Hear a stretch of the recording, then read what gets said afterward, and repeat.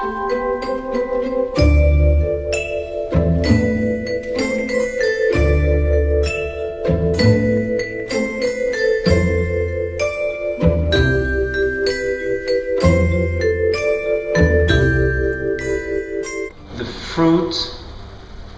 is first choice, and then the vinification is very precise. It's like watch manufacturing, you know, very precise. So we keep this wine in very small tanks at cool temperature on fine lees for 6 months. This champagne is not fermented in oak at all. Very small tank of stainless steel to keep the fruit, to keep the elegance.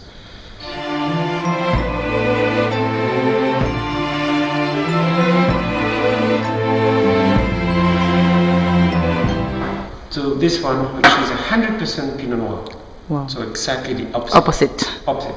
Only one variety and 100% Pinot Noir.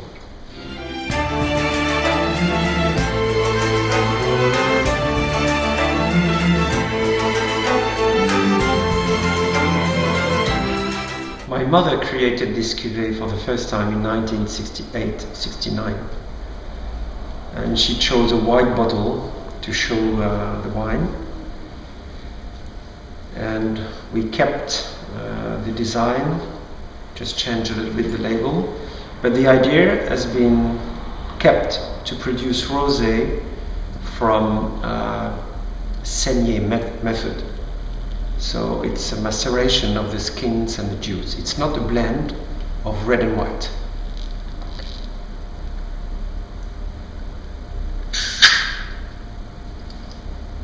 So your mother used to work here too? Oh, she's been really involved in the company for many years. She passed over, unfortunately, 5 years ago. Mm. But my father, it would be 85 years this year. He's still working. Still working, of course. But it's really family business. Sorry, I should have tried it. There's a...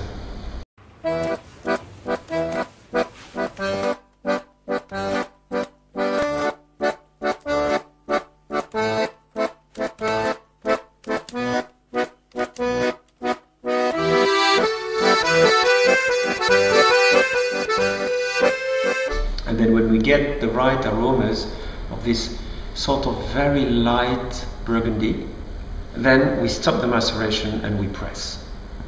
And sometimes we get the right aromas, but the color is too dark. So when it's too dark, we add some white Pinot Noir, the same grapes, but vinified in the next tank, to enlighten the color, to make it just a little bit lighter, because otherwise it would be really too deep, too dark in color. So it's Rosé de Saignée, but with a small correction. But it's 100% Pinot Noir of Urville, which is our village in Urville, on a chalky, a very calcareous soil. I can show you it comes from here, really, this part. And you see the soil is very white, like the chalk you've seen down here.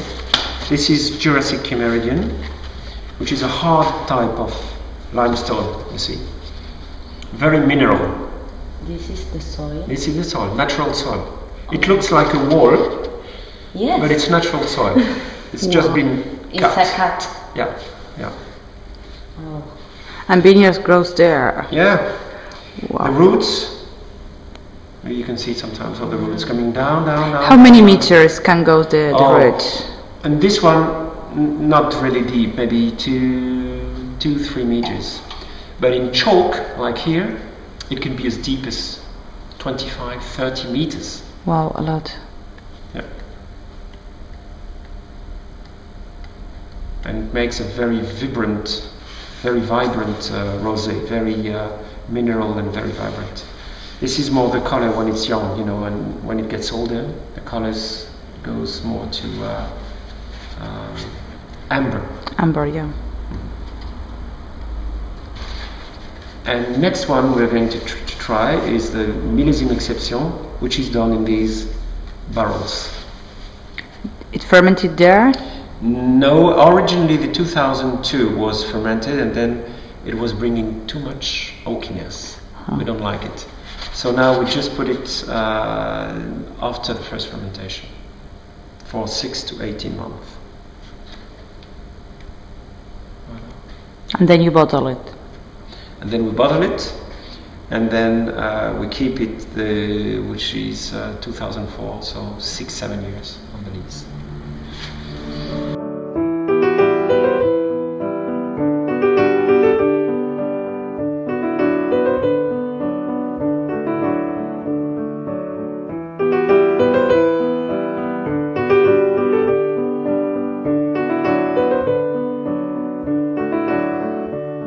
This is Millésime Exception 2004.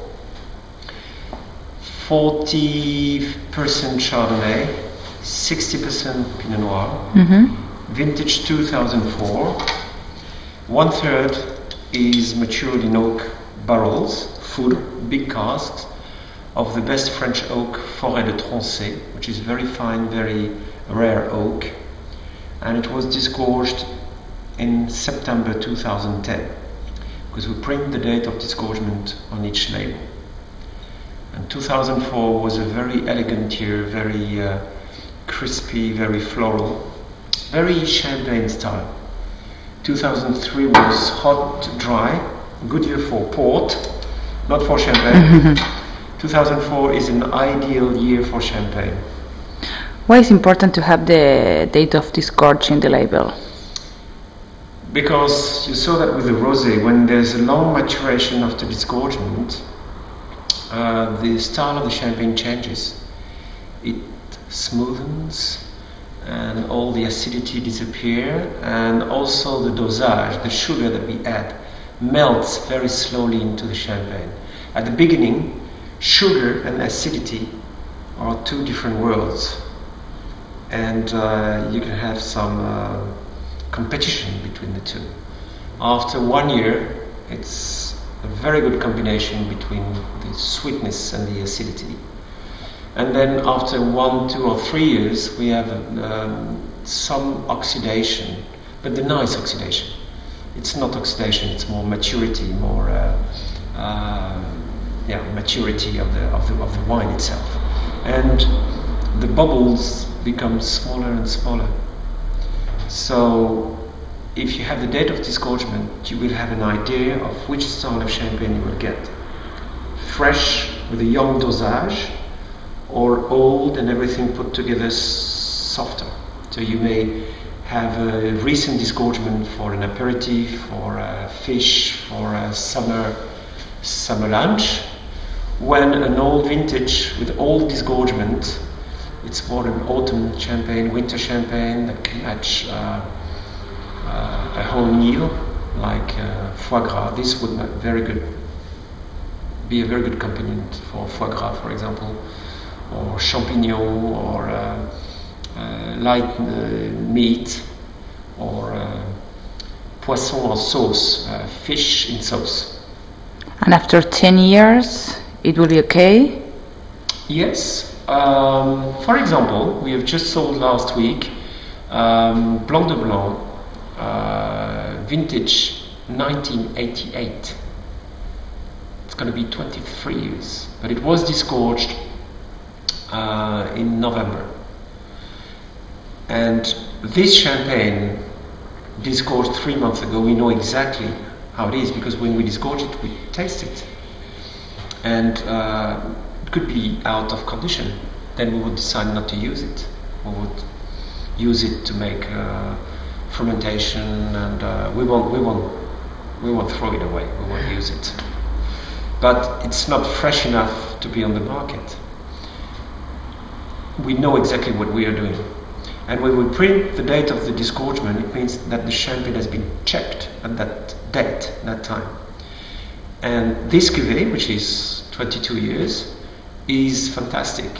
We know it, and we add a little bit of liqueur, and that brings new life to the champagne. Some oxygen, a little bit of liqueur. We know exactly what it tastes like, so the consumer, when he drinks it now, he knows it's going to be good.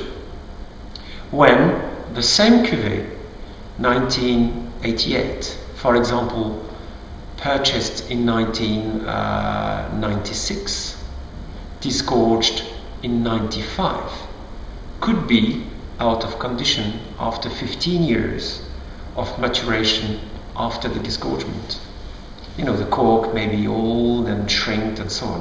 When a recent disgorgement means a young cork, so it's another life and another maturation period. Great. So we have like 15 years. Yeah.